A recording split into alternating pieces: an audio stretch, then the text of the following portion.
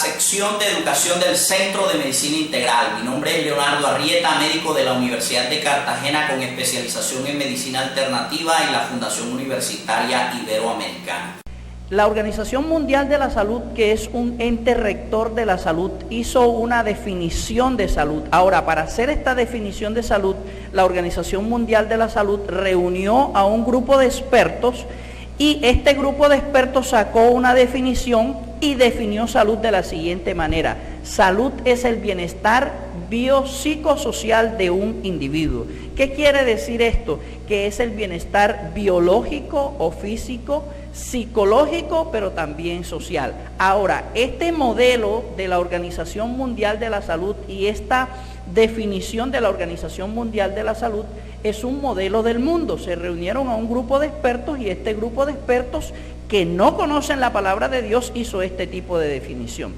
Ahora, ¿qué es lo interesante que ha pasado?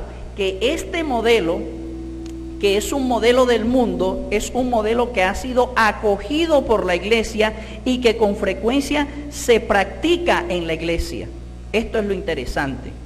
Siendo que las escrituras hablan de un modelo completamente claro y un tanto diferente al modelo que está descrito por la Organización Mundial de la Salud. Este modelo que nosotros hemos venido usando por años es un modelo que de alguna manera es compartimentalizado. ¿Qué quiere decir? Que en el modelo se contempla la posibilidad de que existan enfermedades físicas o biológicas, que existan enfermedades psicológicas o mentales, pero que también existan enfermedades sociales. Y no hay una articulación adecuada entre ellas, excepto en un grupo de enfermedades que se llaman enfermedades psicosomáticas, en las cuales se relaciona la actividad psicológica o emocional del individuo con las manifestaciones que se están dando a nivel físico o a nivel corporal. Ahora, ¿qué dicen las escrituras acerca de el modelo que debemos tener nosotros como creyentes? Lo que dicen las escrituras es que salud se debe definir como el bienestar no solamente biopsicosocial del individuo, sino también como el bienestar espiritual. Ahora, aquí hay un planteamiento bien interesante. El modelo bíblico de la enfermedad no es un modelo compartimentalizado, porque la concepción que tienen las escrituras del ser humano es que el ser humano es alma, cuerpo y espíritu, pero que tienen una intercomunicación y un funcionamiento completamente coordinado. ¿Qué quiere decir esto? Que lo que afecta el alma de alguna manera afecta al espíritu y también puede afectar el cuerpo. Igual lo que afecta el cuerpo de alguna manera nos está afectando espiritualmente y nos está afectando emocionalmente.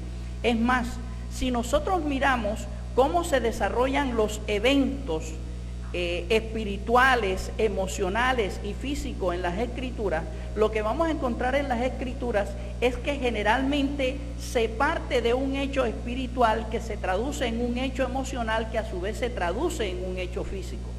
No podemos entender por qué, siendo nosotros creyentes, tenemos que acoger un modelo del mundo, siendo que las escrituras son bastante claras en el planteamiento que hacen. Ahora, el evangelio es una respuesta para todo y eso incluye la salud también.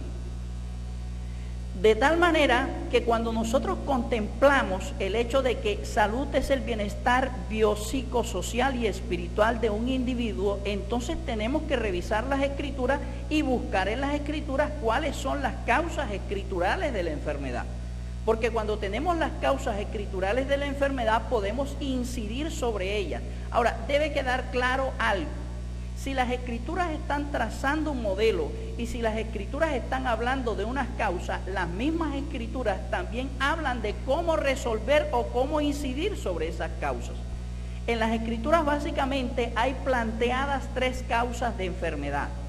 Enfermedades por pecado, enfermedades por demonios y enfermedades para la gloria de Dios.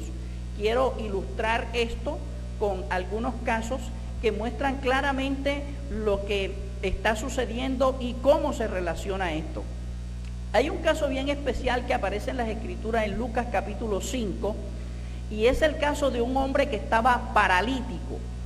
Este hombre estaba paralítico, el Señor Jesús va predicando a Nazaret, y cuando él llega a Nazaret, la gente se agolpa en el lugar donde él está.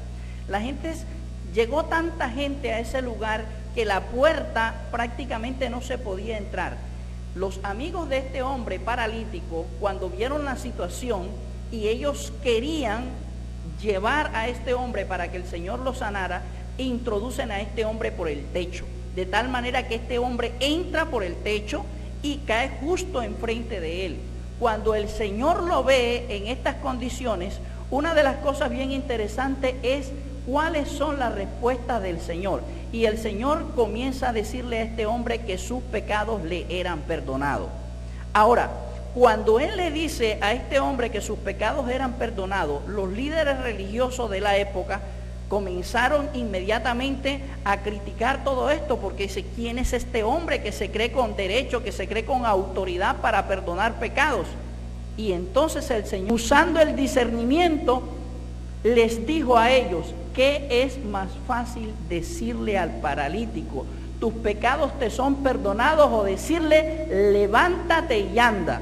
Y luego le dice, pues para que sepáis que el Hijo del Hombre tiene potestad en la tierra para perdonar pecados, digo al paralítico, a ti te digo, levántate, toma tu lecho y vete a tu casa.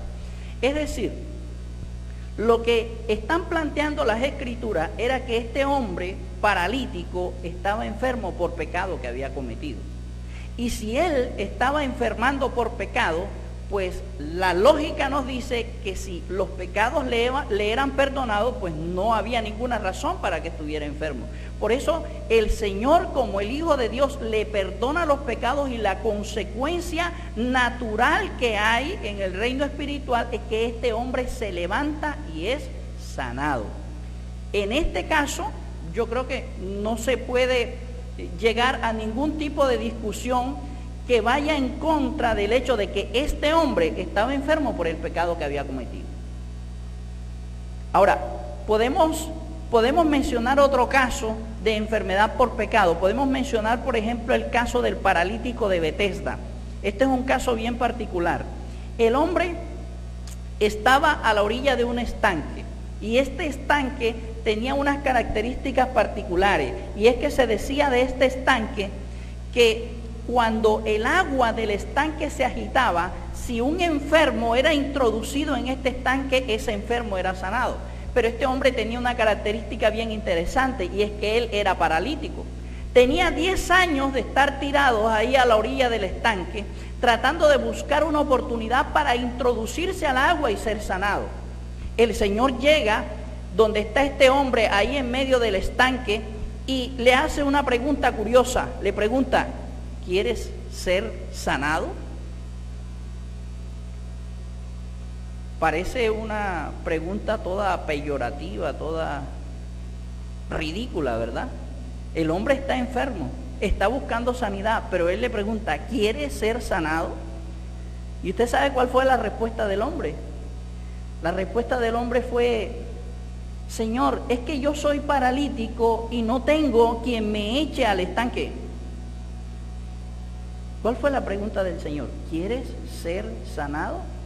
¿Sabe? Muchas veces cuando nosotros leemos este pasaje, hasta criticamos al paralítico, pero nosotros somos así. Pongo el caso, un paciente con cáncer, y el Señor le pregunta, ¿quieres ser sanado? ¿Sabe qué responde? Dice, Señor, es que la droga que me mandaron vale $1.000.000 y yo no tengo plata.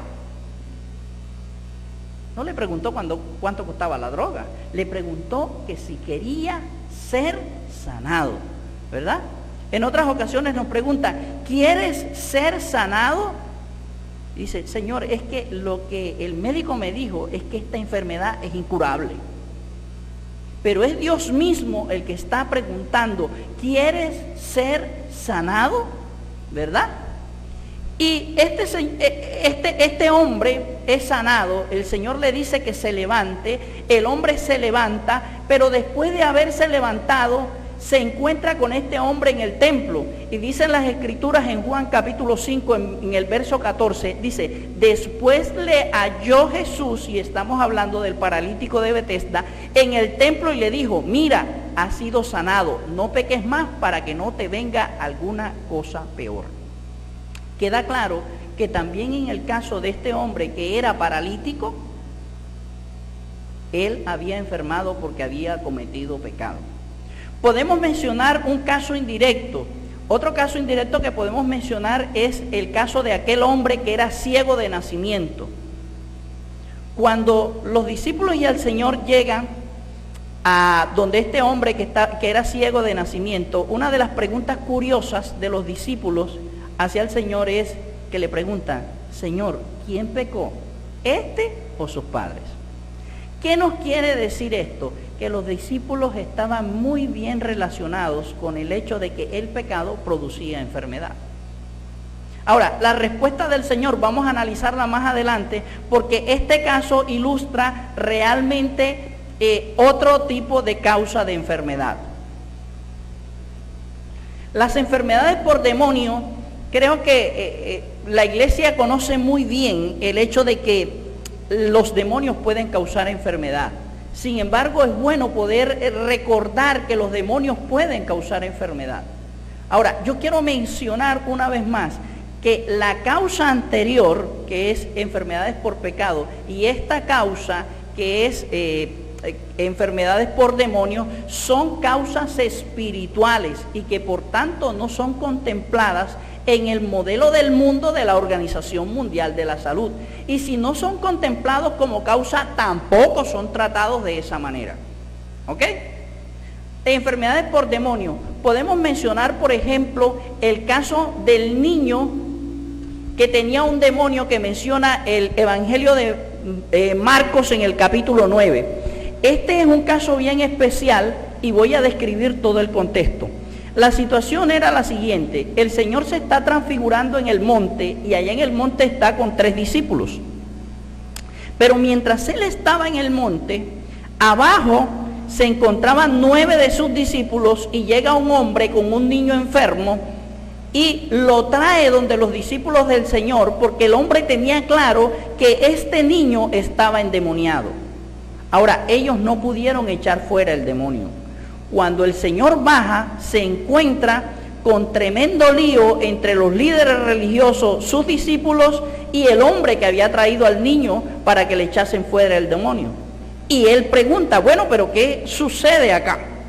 Y lo que el hombre responde es, Señor, traje a mi hijo que tiene un espíritu mudo, que cuando lo coge, lo echa al agua, bota espumarajo por la boca, en algunas ocasiones lo echa a fuego queriéndole matar. Lo traje donde tus discípulos para que le echasen fuera el demonio y no pudieron. La respuesta del Señor fue, generación incrédula y perversa, ¿hasta cuándo he de estar con ustedes?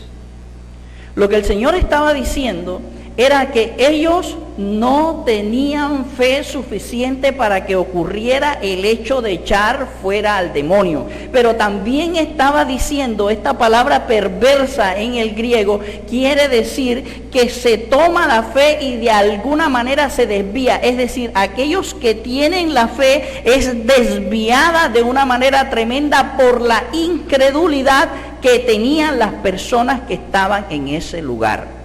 Claro, es que este hombre venía con la convicción firme de que le iban a echar fuera el demonio. Y cuando se encuentra con toda esa situación, ¿será que eso le ayuda a que él crea?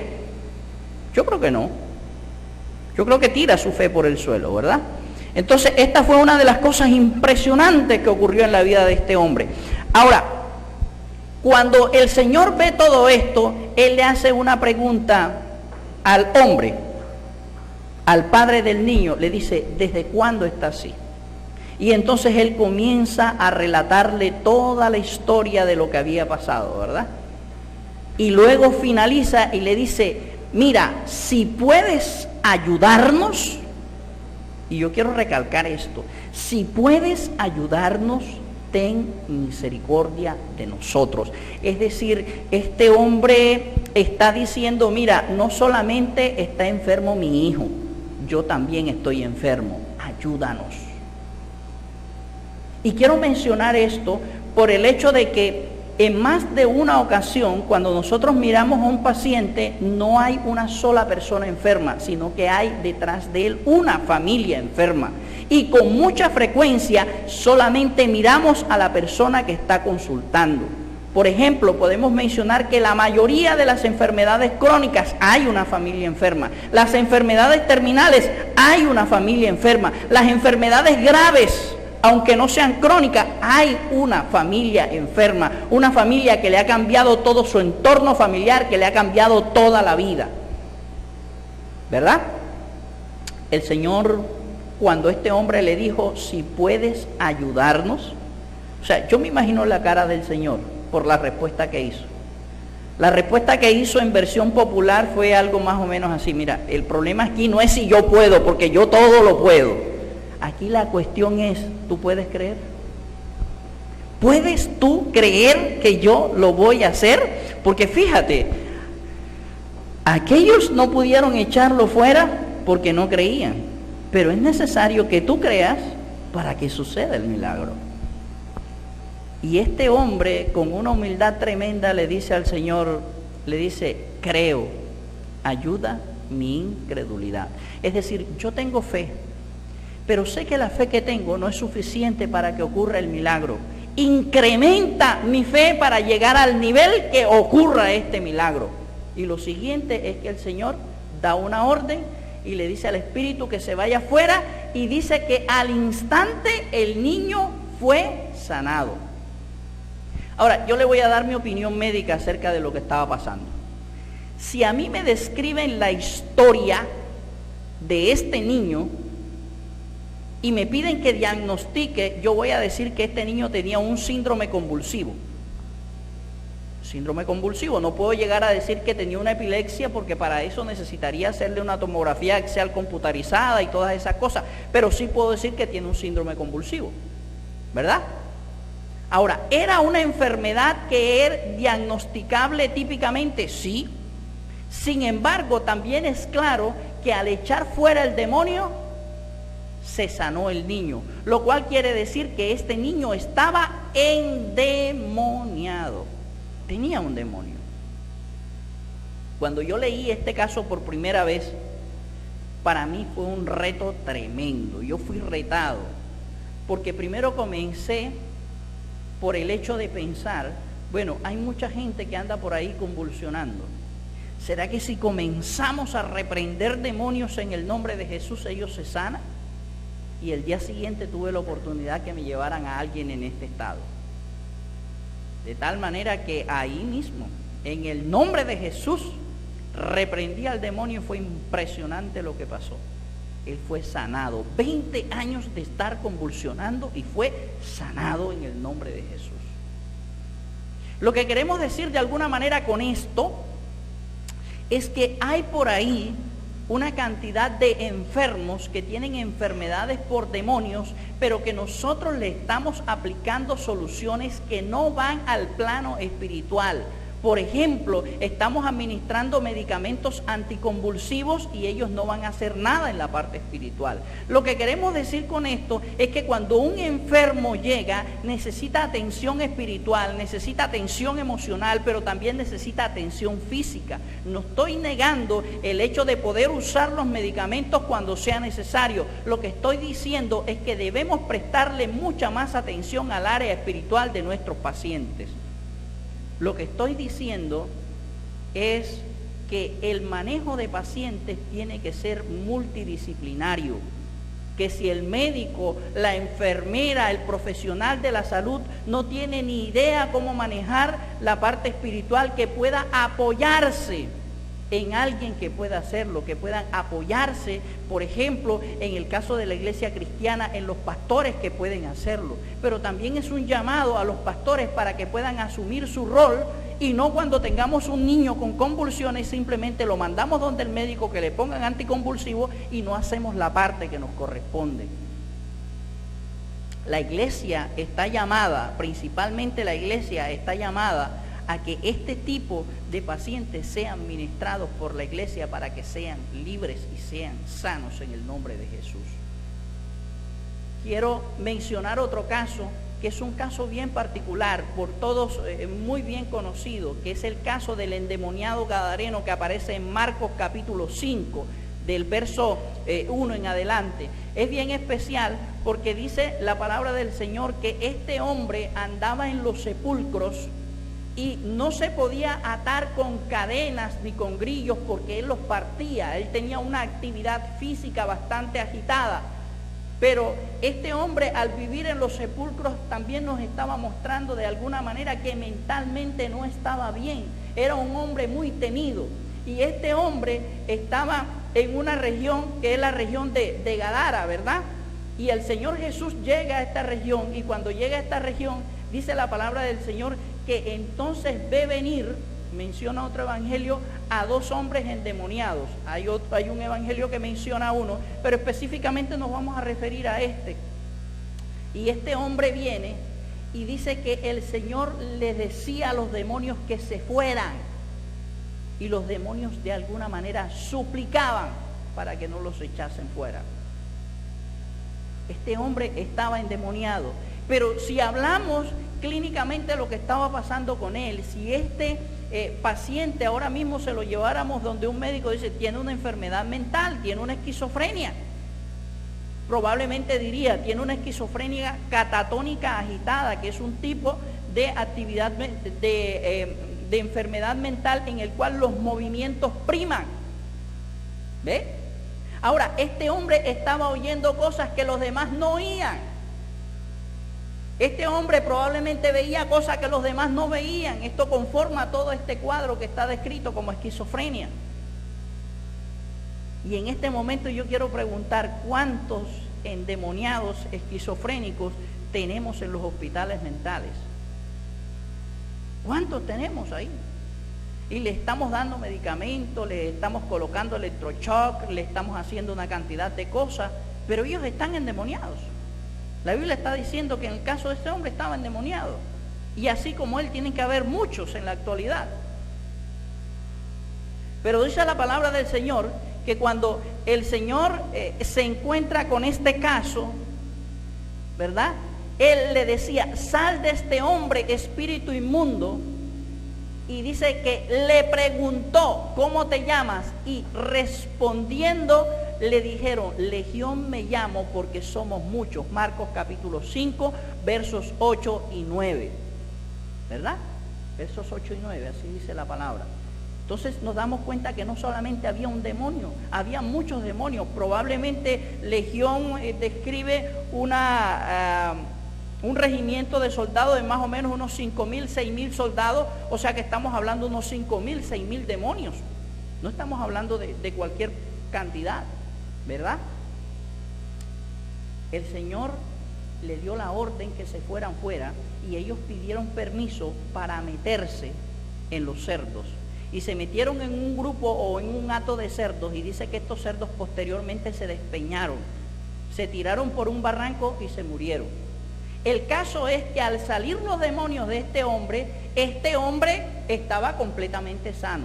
La Biblia describe en Marcos capítulo 5, en el verso 15, que cuando otras personas vinieron a Jesús, ven al que había sido atormentado por el demonio y que había tenido una legión, sentado, vestido y en su juicio cabal, y tuvieron miedo.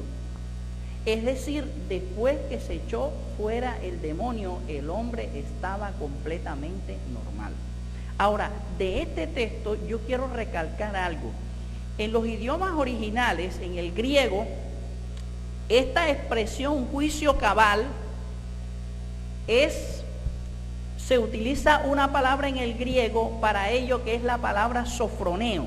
Y esta palabra se puede traducir de la siguiente manera: tener una mente sana, normal, balanceada, seria, moderada, sobria, equilibrada, disciplinada, con capacidad de razonar.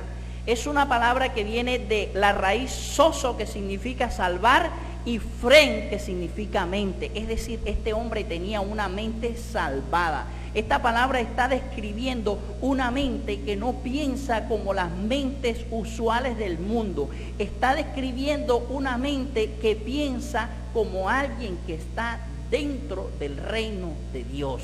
Eso es lo que está describiendo Sofroneo. Tenía una mente Sofroneo, una mente salvada. Es decir, en este hombre hubieron cambios no solamente en la parte física y en la parte emocional, sino que también hubieron cambios espirituales. Cuando yo conocí este caso, yo comencé a cuestionar muchas cosas y sobre todo comencé a cuestionarme a mí cuando camino por las calles de Cartagena.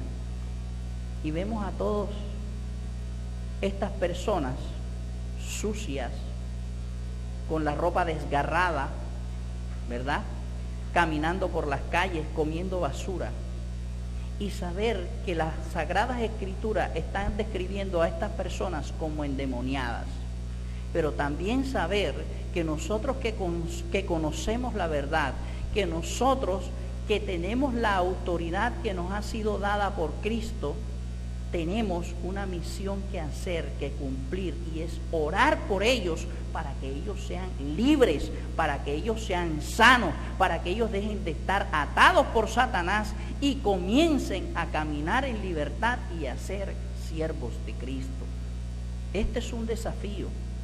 Para mí es un desafío mirar todos los hospitales mentales de Colombia, por lo menos de Colombia, y saber que no se está brindando una atención desde el punto de vista espiritual adecuada, porque estamos ignorando, y los que sabemos no ejercemos todo ese conocimiento con autoridad, ¿verdad? Estamos ignorando toda la parte espiritual que se está moviendo detrás de estos pacientes.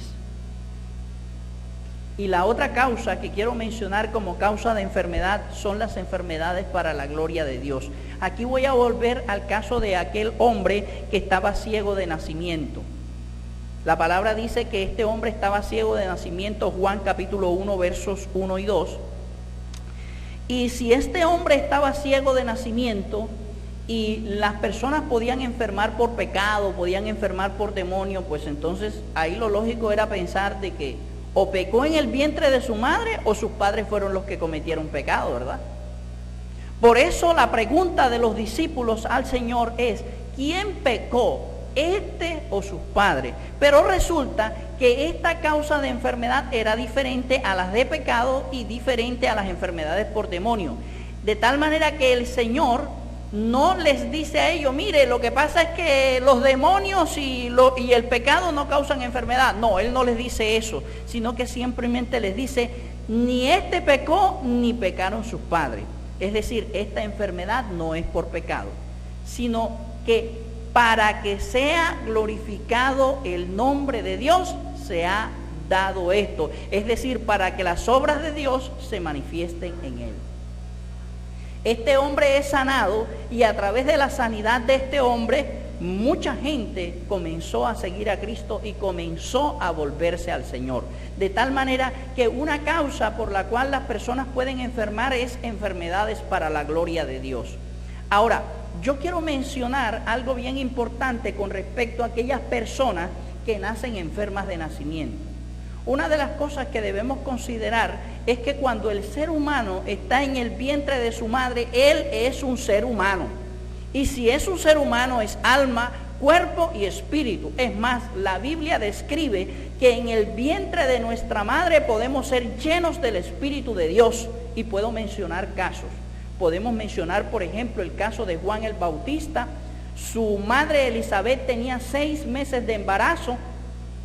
Y cuando tenía enfrente de sí a María embarazada de Jesús, dice Elizabeth que el niño saltó en el vientre de su madre, y describe la Biblia que fue lleno del Espíritu de Dios y que este niño saltó de alegría. Aquí quiero mencionar 2 cosas básicas. Número 1, que fue lleno del Espíritu Santo en el vientre de su madre.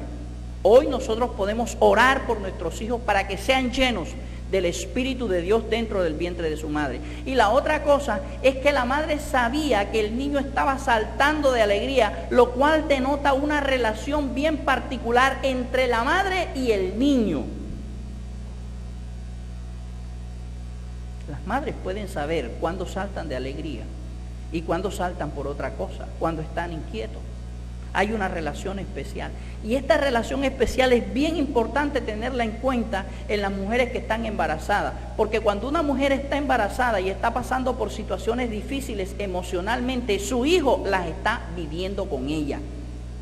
Vive sus alegrías, vive sus tristezas, vive sus bajones emocionales, pero también vive el momento en el cual se encuentra espiritualmente bien. Tenemos que hablar de cobertura espiritual de la madre y el padre, pero con relación bien íntima de la madre.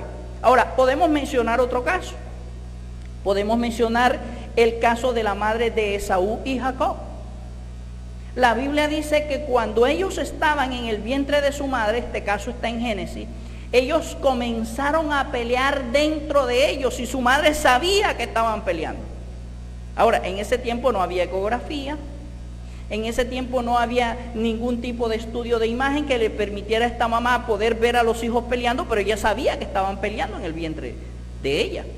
Ella comienza a orar a Dios y una de las cosas que le dice a Dios, mira, si esto va a ser así desde ahora que están dentro, entonces ¿para qué vivo yo?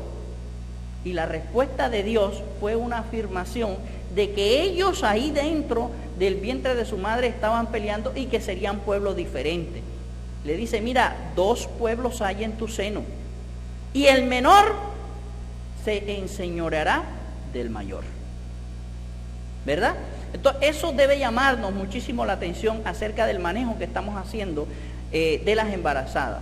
La embarazada es bien importante si nosotros queremos prevenir que tenga una adecuada orientación desde el punto de vista espiritual por todas las implicaciones que tiene eso. De hecho, una de las cosas interesantes que puedo mencionarle ahora es que cuando se sufren situaciones emocionales de mucho temor, estando en el vientre de su madre, una de las consecuencias puede ser que se abran puertas para que espíritus demoníacos produzcan enfermedad tipo síndrome convulsivo. O cuando este tipo de situaciones de mucho temor se viven en edad muy temprana, cercana al nacimiento.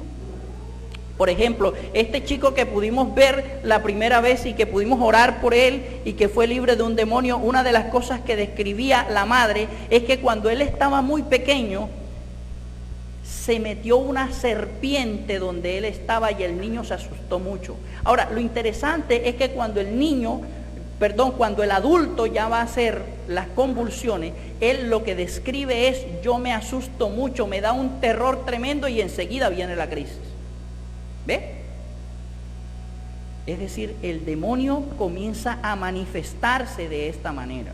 Esto es una forma de llamar a la atención. ¿Qué estamos haciendo con la forma en que se están llevando los embarazos? ¿Le estamos poniendo la atención suficiente al manejo de la embarazada? Tanto el manejo que se hace en los consultorios como el manejo que se hace de la parte espiritual en la iglesia. ¿Estamos siendo conscientes que estamos forjando la población del futuro en ese momento? Yo creo que la mayoría de las veces no, y debemos poner muchísima atención a eso. ¿Ok? Siguiente, por favor. Quiero mencionar también otra enfermedad que aparece para la gloria de Dios, que es una enfermedad bien interesante, y es la enfermedad de Lázaro. La enfermedad de Lázaro aparece en Juan capítulo 11, y dice que Lázaro era uno de los amigos del Señor, y al Señor le llegaron a avisar que el hermano de María y de Marta estaba enfermo.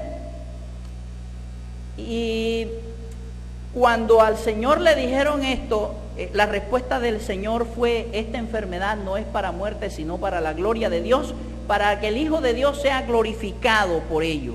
Es decir, él estaba diciendo de que la causa de esta enfermedad era que finalmente se pudiera glorificar a Dios. La historia se conoce bastante bien en el sentido de que Lázaro murió. Después que Lázaro muere, el Señor llega a ese lugar y llegado ahí, dice que tenía 3 días, ya hedía,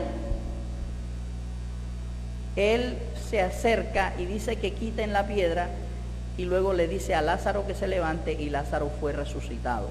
Por esa resurrección mucha gente llegó a los pies de Cristo y mucha gente se acercó a Dios al Padre, de tal manera que fue glorificado el nombre de Dios, el nombre de Jesucristo mismo en medio de esta enfermedad. Así que básicamente, resumiendo, bíblicamente están descritas 3 causas de enfermedades: las enfermedades por pecado, las enfermedades por demonio y las enfermedades para la gloria de Dios. Centro de Medicina Integral es una institución diseñada para hacer el manejo integral de pacientes en las áreas biológica o física, en el área social, en el área espiritual, pero también en el área emocional. Si usted está interesado en alguna de las terapéuticas que hemos mencionado en este video, contáctenos. En pantalla aparecen nuestros números en la ciudad de Riohacha, en la ciudad de Arjona, Bolívar, en la ciudad de Cartagena y en la ciudad de Bogotá. Muchas gracias.